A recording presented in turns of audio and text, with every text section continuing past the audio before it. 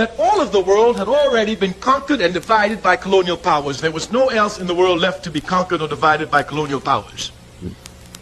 This is the time when Zionism comes to rise. Zionism comes to look for a state when everywhere else in the world is already dominated.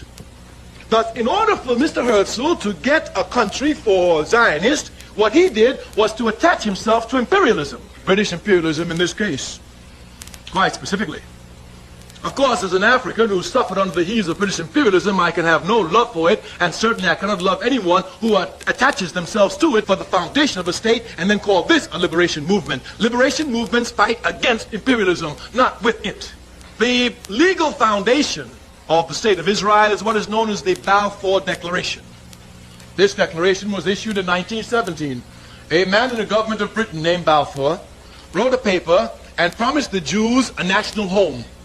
The national home he promised them was an area which Britain was colonizing, Palestine.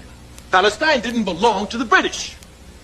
Just like Ireland doesn't belong to the British, even though they have troops there. The Zionism is certainly not a liberation movement, because it never fought against any imperialism. As a matter of fact, today, Zionism is the baby, child, and infant protector of imperialism in the Middle East.